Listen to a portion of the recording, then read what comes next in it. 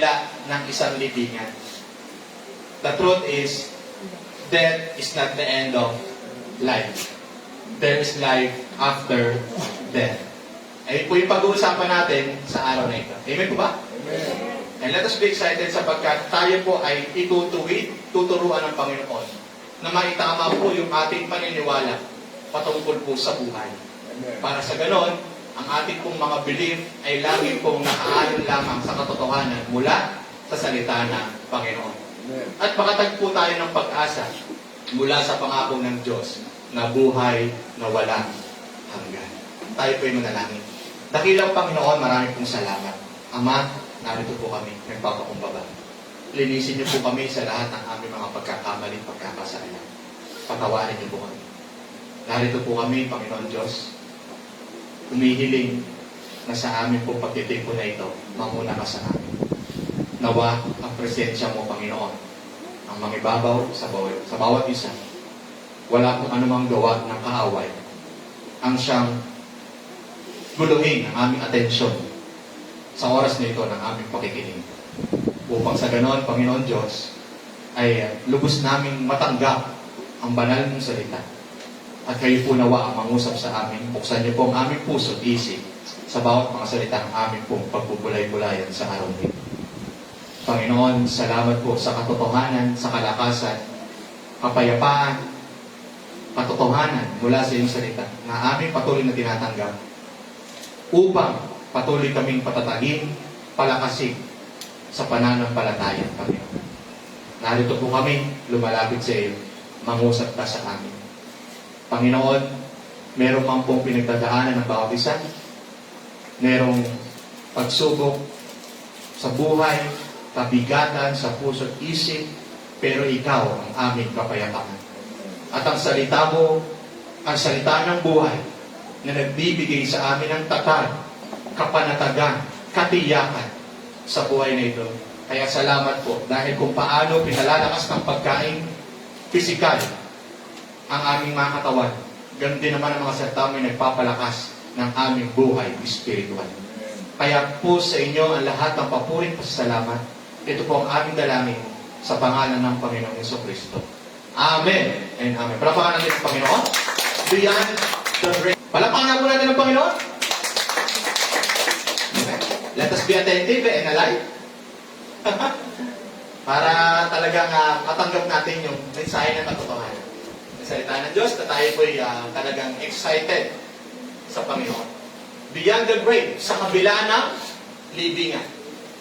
Mga kapatid, sabi po rito, many people visit the cemetery on All Souls Day. Tama po ba? Marami mga tao na bumisita sa mga kanya-kanya mga sementeryo sa pag-aalaala o sa tradisyon na ginagawa yearly ang All Souls Day. But Jesus wants us to remember that death is not the end, it is the beginning of forever. Ang kamatayan po ay hindi po katapusan. Sabihin mo sa katayo mo, ang kamatayan ay hindi katapusan. But the Bible says that it is the beginning of forever. Tayo pong mga Kristiyano, naniniwala tayo na ang kamatayan ay hindi katapusan sapagkat alam po natin na ito'y pasimula ng ating forever. And what is our forever? The promise of eternal life with God. Kaya tayo mga anak ng Diyos, hindi issue sa atin ang kamatayan. Ang issue sa atin, kung tayo lilisan sa mundong ito, na tayo'y wala kay Kristo. Amen. Tama po ba? Bakit po?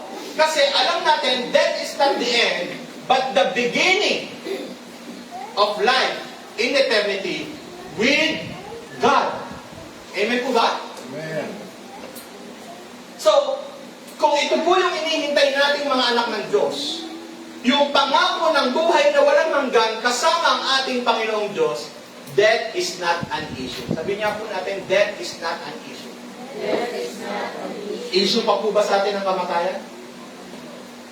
Mga kapatid, kaya ako kayo binubuksan sa ganitong bagay, Kristiyano tayo. Ang Kristiyano ay hindi takot sa kamatayan.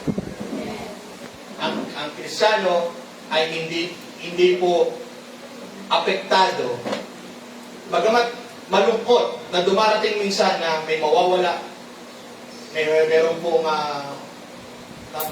mauwi sa hangganan ng buhay, pero ang pinakamahalaga sa atin, ang isang kapatid man natin ay mawala sa mundong ito, pero alam natin na una lamang siya doon sa hinihintay nating forever sa presensya na Panginoon. Palapakan natin ang Diyos ko. We're talking about death and life here is because, di ba po nga, All Souls Day, All Saints Day, kaya tinabi ko ito. For us to really understand what is the truth of the Bible regarding life and death. Amen po ba? Amen. Now, what is the truth? The rich man and Lazarus, yung kinwento in Luke chapter 16, verse 19 to 31. Meron daw dalawang tao. Isang mayaman at si Lazarus. Itong mayaman ay nabubuhay ng marangya. In comfort. Pero, nung siya po ay dumating sa hangganan, siya po ay napahamak. Was lost after death. Pero si Lazaro, hindi man niya naranasan ang buhay na marangya, hindi man niya naranasan ang buhay na maganda, naghirap siya, nagsuffer siya sa mundong ito, pero dahil na kahit ganun sa ganung kalagayan, ang mas naging kayamanan niya, ang kanyang pananalig sa Diyos, nung dumating yung hangganan ng kanyang buhay, siya naman ay inaliw doon sa presensya ng Panginoon. Siya naman ay ginantimpalaan doon sa presensya ng Panginoon. Kaya dito natin nakikita, mga kapatid, na ang katiyakan ng buhay ay hindi nakikita sa estado mo dito sa lupa. Kahit ikay mayaman, kahit ikaw na ang nabubuhay ng marangya, iyan ay hindi katiyakan ng buhay. Hello? Amen. But Lazarus, think of it, si Lazarus, sabi, panay hirap ang kanyang karanasan. Pero hindi siya nagreklamo sa Panginoon. Sa halip, bagamat naging mahirap siya, pero naging mayaman siya sa pananampalataya sa Diyos. Amen. Amen! Amen. Hello? Kaya tayo, mga kapatid, hindi mahalaga sa akin kung ako may pagyamanin ng Panginoon, salamat. Kung ako may biyayaan ng Diyos na higit, salamat. Pero masigit na kayamanan ko ang mabuhay ako na may pananampalataya sa Diyos. Amen. Iyon yung pinakamahalaga kahit ano pang estado ng aking buhay. At doon, ganon na buhay si Lazaro. At dito natin nakikita that Jesus shows us our life today decides where we go after death. Yung buhay natin ngayon ang magdidikta kung saan tayo pupunta after ng kamatayan. Katulad ng halimbawa ng isang mayaman at halimbawa ni Lazaro. Mga kapatid, hindi masamang magangal ang mga bagay-bagay sa mundong ito. But the Bible is telling us, kung ikaw ay maghahangad sa buhay mo, masigit mong hangarin ang bagay na pangwalang hanggan. Iyan ay si Jesus. Amen. Sabi mo nga sa tayo mo, kapatid, Kapatid. ang kayamanan mo, ang katiyakan mo, si Jesus.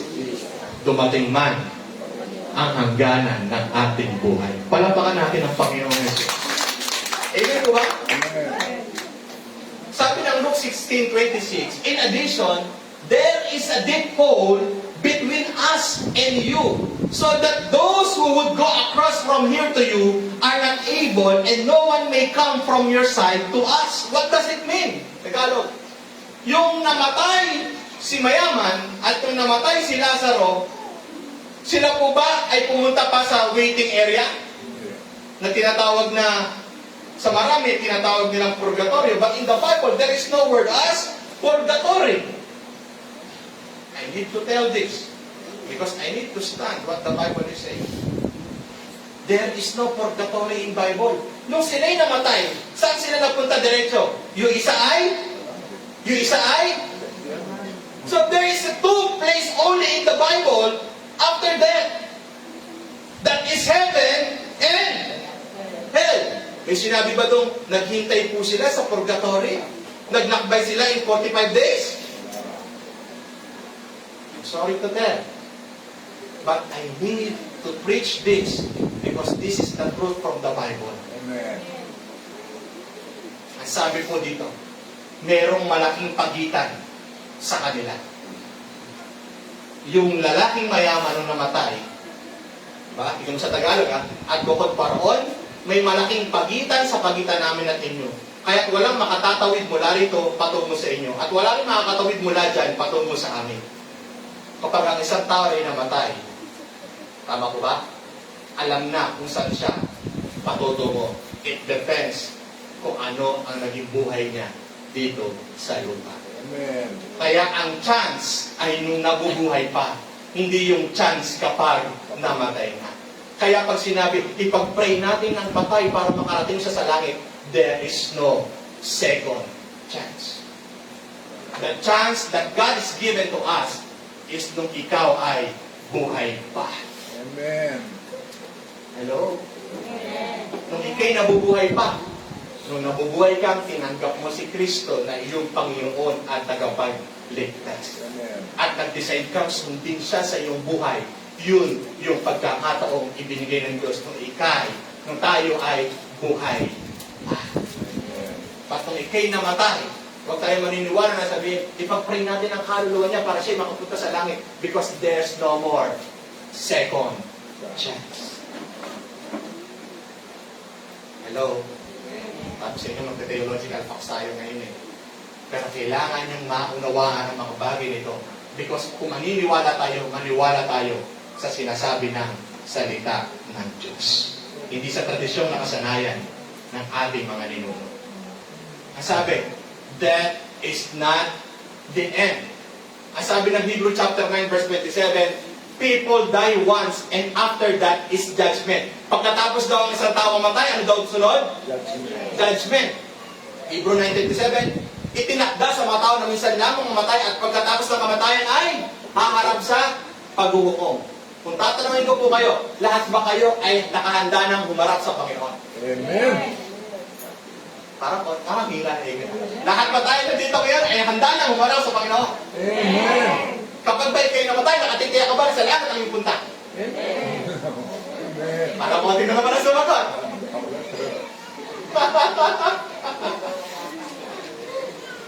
Kailangan tiyak ka.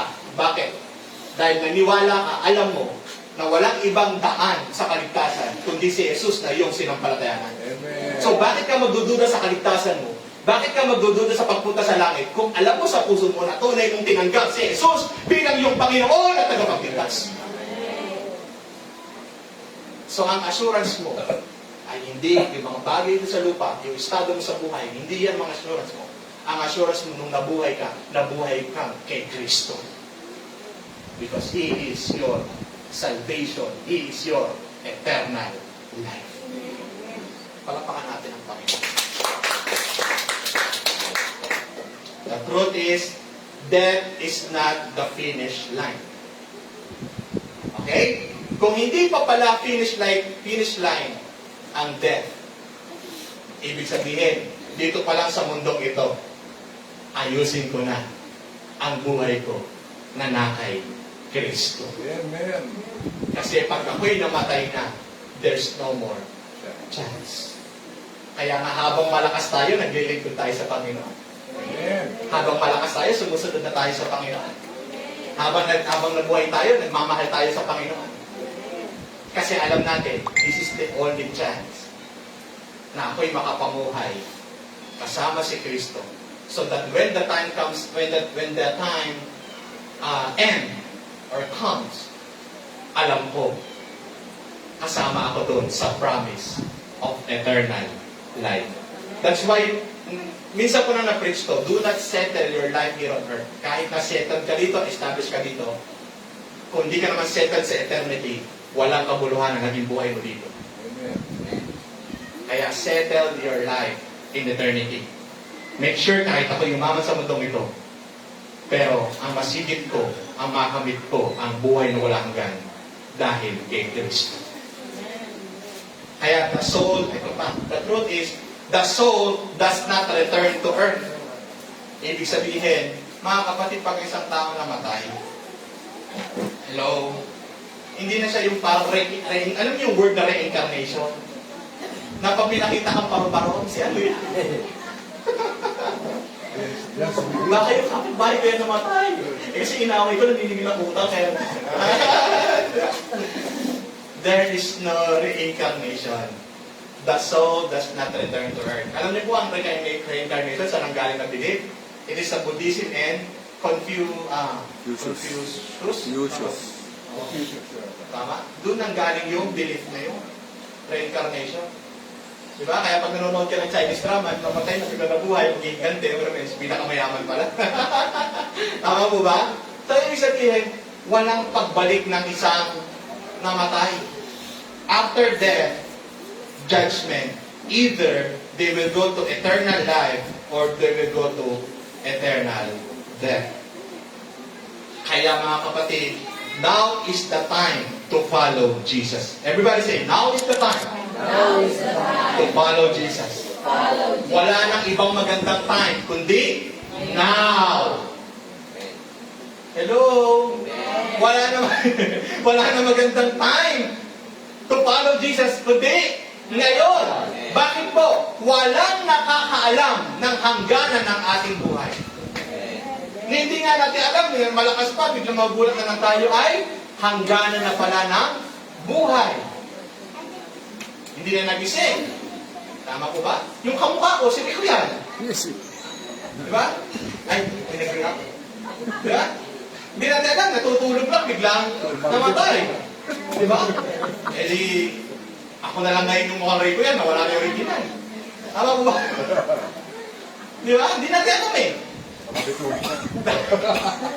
Now is the time to follow Jesus. Habang tayo malakas pa, habang nabubuhay pa tayo, decide to follow Jesus in your life. Why? Because dumating man ang hangganan, because nag-desisyon akong sundin ang Panginoon sa aking buhay, kilalanin ko siya bilang Panginoon tagapagligtas. I know that ang kamatayan sa akin is not an issue. Because I will enjoy my life after death. Palapakan natin ang Panginoon. Naisip ko ba yan? Life is like the first page of the book. The real story starts in eternity. Sa buhay na ito may hangganan. Pero magsisimula ang magandang buhay na meron tayo na pinangako ng Diyos doon sa kanyang buhay na pinangako after death. Kaya walang maiiwan sa pamilyang ito. Amen. Amen ko ba? Walang maiiwan sa pamilyang ito. Lahat po tayo ay maghihintay sa buhay na yon na pinangako ng Panginoon sa atin. Praise God. Don't fear death. Fear alive without Jesus. Harapakan natin si Lord. Don't fear death. Fear alive without Jesus. Second truth is, Second is, heaven and hell are real.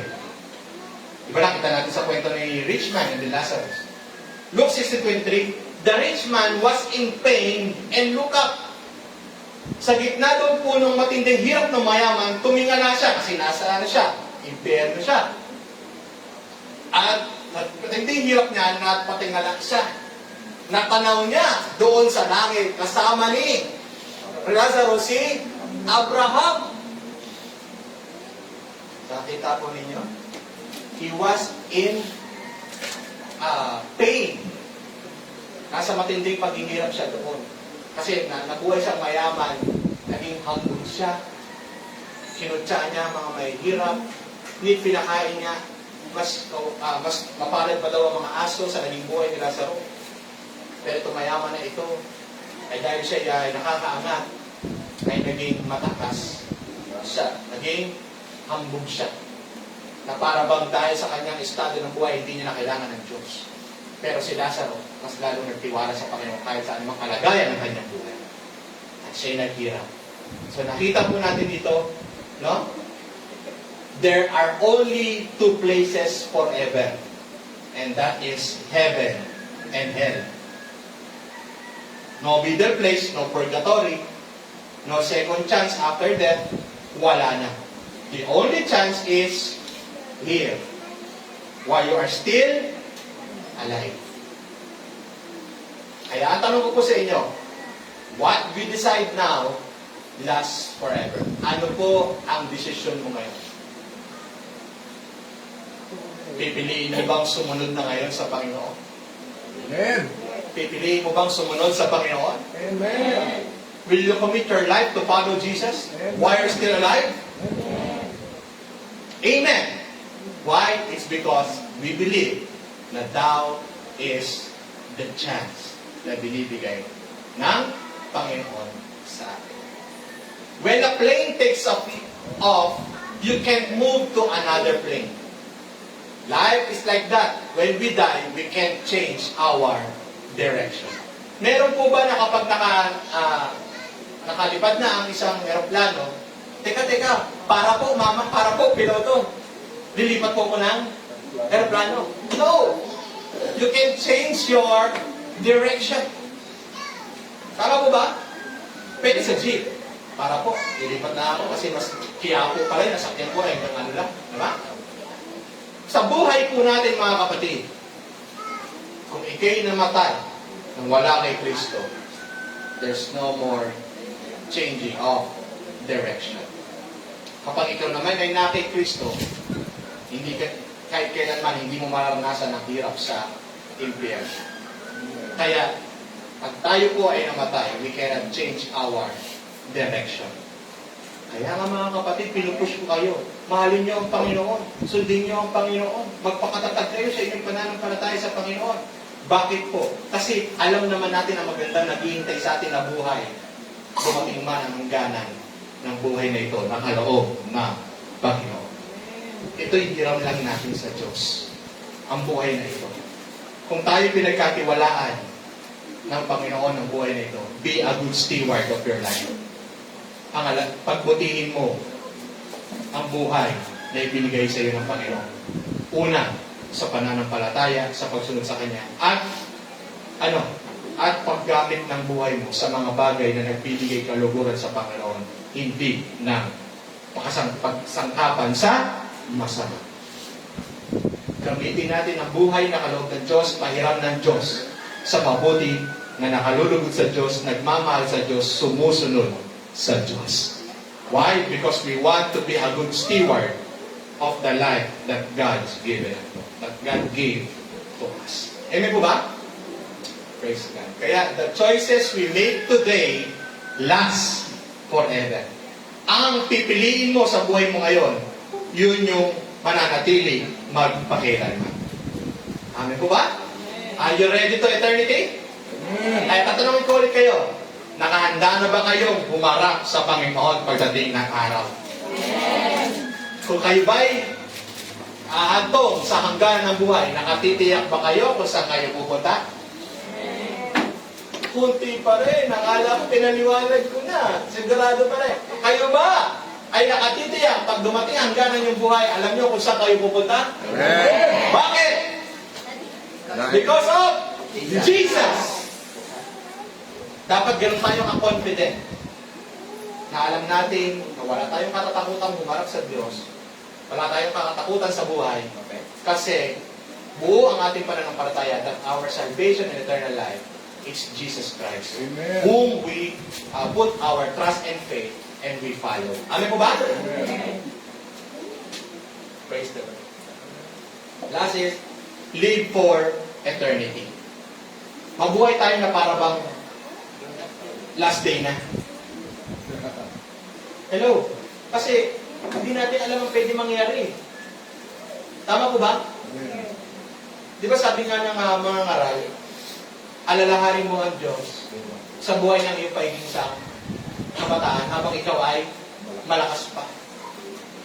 So mabuhay ka na para bang wala nang bukas. Ibig sabihin nun, hindi pwedeng magpabaya ako o hindi pwedeng sayangin ko ang buhay ko sa walang kabuluhang mga bagay. Kung ako'y mabubuhay dito sa lupa, At sabi ng Bible, mag-impok na ako ng kayamanan sa langit. Ngayon na ako niya, na huwag kang mabubuhay na walang purpose. Yung nabubuhay kang walang ka-purpose-purpose. Nabubuhay ka sa biso, walang ka-purpose-purpose. Nabubuhay ka sa mga kapritsyo na yan, walang ka-purpose-purpose. Nabubuhay ka sa walang kakwenta-kwentang bagay, walang ka-purpose-purpose. You don't know the end of your life. So bakit hindi ako mabuhay na habang malakas ako, mabuhay na ako sa maayos? Tama po ba? Mabuhay na ako sa maganda. Mabuhay na ako na alam kong ayon sa kalooban ng Diyos. Bakit po? Kasi hindi ko alam ang buhay. Pwede bukas, pwede makalawa. Humina na lang ako at dumating ang hangganan. Kaya live for eternity. Mabuhay ka na para bang ito na yung last. Kaya ginagawa mo na ang lahat ng tama una sa harapan ng Panginoon. At inaayos mo ang buhay mo, pinauunlad mo ito, pinagaganda mo ito, pinagbubuti mo ito. Kasi alam mo na baka dumating ang chance na, baka dumating ang time na wala nang pagkakataon, ayusin mo pa ang buhay mo. Pero habang nabubuhay kang malakas ka, pangarapin mo na habang nabubuhay kang maunlad, nabubuhay kang maayos, mapayapa, nabubuhay ka ng puno ng pananampalataya, nabubuhay ka ng may pagmamahal, nabubuhay ka ng may pagpapatawad, nabubuhay ka ng masaya, nabubuhay ka ng may pag-ibig at pananampalataya sa Diyos. Amin po ba? Kasi hindi na dapat masayang ang buhay na meron ako. Kasi kailangan kong mabuhay na para bang ito na yung chance, last chance ng buhay ko. Amen po ba? Amen. Pero paano tayo makakatiyak sa eternity? Ang sabi ng John chapter 11 verse 25 to 26, sino nagsabi niya? Si Jesus. Ang sabi niya, I am the resurrection and the life. Sino daw ang resurrection? Lord. Sino raw yung buhay? Kaya sabi niya sa Tagalog, ako ang muling pagkabuhay at ang buhay. So kung gusto mo ba ng muling pagkabuhay? Amen. Gusto mo ba ng buhay? Amen. Sino makapagbibigay? Jesus.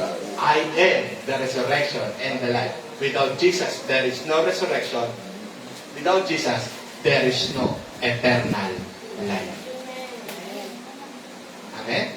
Kaya mga kapatid, masaya po ako. Kasama ko po kayong nagmamahal kay Kristo. Kasama ko po kayong sumusunod sa Panginoong Yesus. Kasama ko po kayo nananampalataya sa Kanyang mga salita. Because He is the resurrection and the life. Those who believe in Jesus will live forever. Amen. Amen? Ang mga nabubuhay kay Kristo, physical mamamatay. Pero ang kaluluwa nila, mabubuhay magpakailanman. Kaya parang hindi mo na, kasi ang katawan na ito, wala namang wala namang mind, will, and emotion yan eh. So kahit mawala yung katawan natin, hindi naman yan yung may isip, hindi naman yan yung may damdamin eh, yung may spirito eh. Katawan lang yan eh. Pero yung kaluluwa, yun yung nakakaramdam, yun yung may mind, will, and emotion eh. So kahit ang katawan mo, may living, yung soul mo naman na nasa Panginoon, papalitan ng Diyos, sabi ng Bible, ng maluwalhating katawan ang iyong kaluluwa. So, mabulok man yung katawan mo sa lupa, papalitan ng bagong katawan niya ng Diyos sa langit. Ang mahalaga yung soul mo nasa langit. Alam niyo po ba na ang pinakamahalaga sa lahat na alam natin ang kaluluwa natin babalik at babalik sa Panginoon. Maliwanag po? Kaya those who believe in Jesus will live forever. Faith is not only for Sunday. It's for every day. Hindi lang tayo nananampalataya for Sunday. Pag Sunday, we are blessed in the presence of the Lord. We are full of faith every Sunday because we believe na this Sunday is a day of the Lord. Pero hindi. Tayo po mga naniniwala kay Kristo, may assurance kay Kristo, every day, we show, we exercise, and we live by Him. Amen po ba? Live your life for God, not for the world. Live your life for God, not for the world. Why? Because the eternity comes from the Lord. Amen po ba?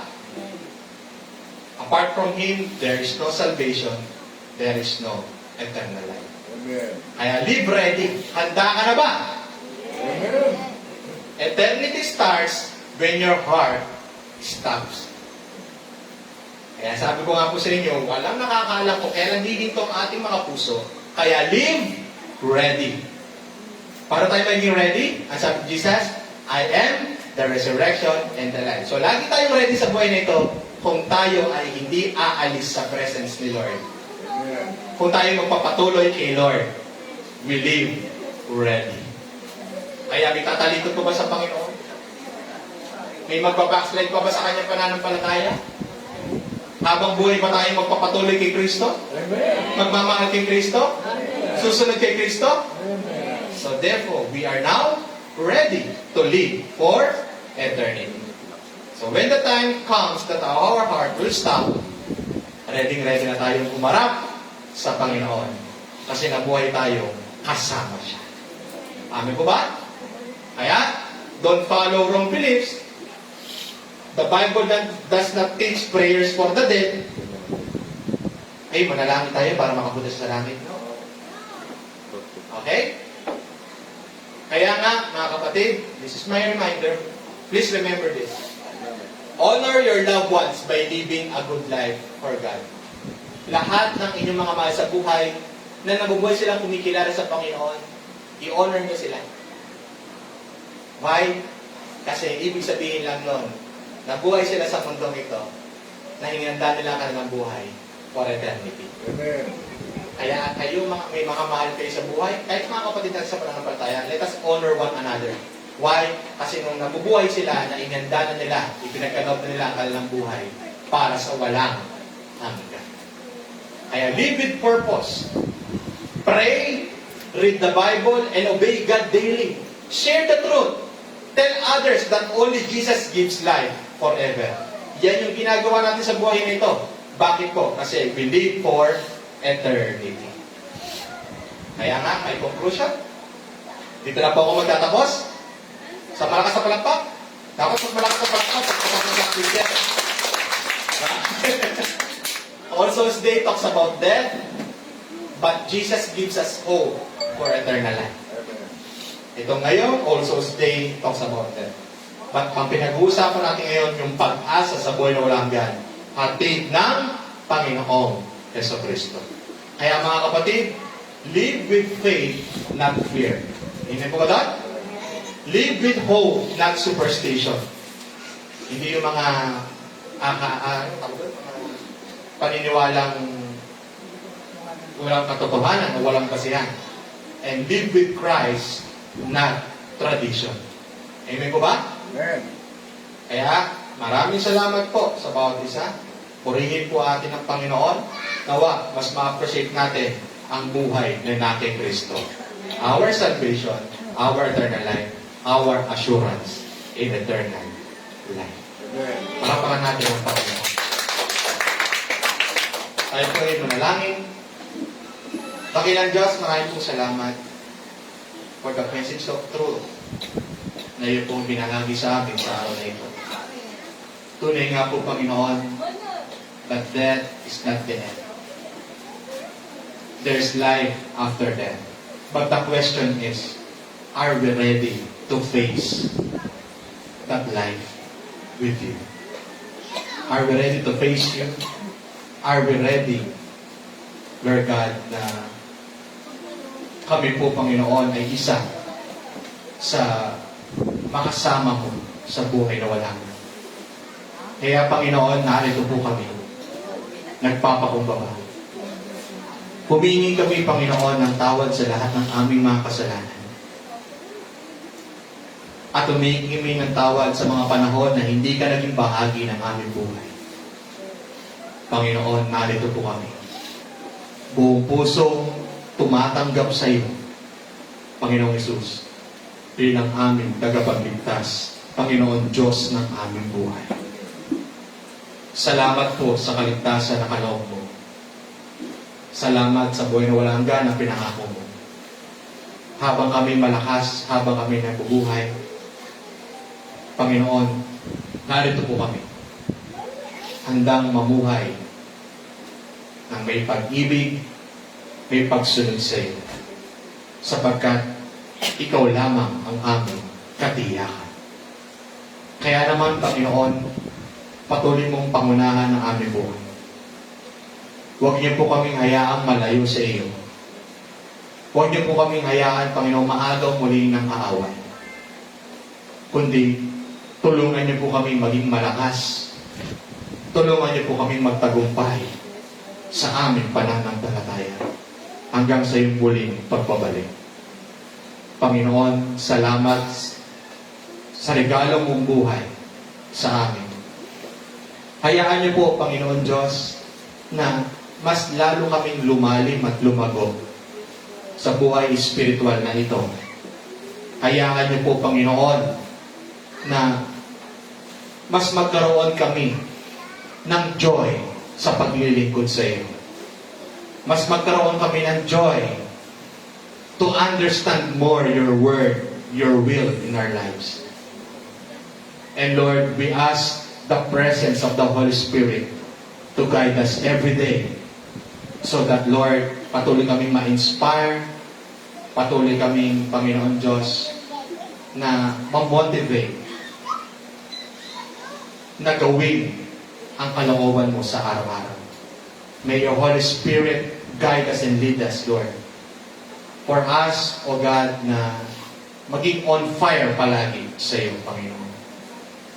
Because sa aming sarili lamang, kami po mahina, pero dahil sa patuloy mong pangunguna sa aming buhay, alam namin, anumang kahinaan na ito ay mapagtatagumpayan namin.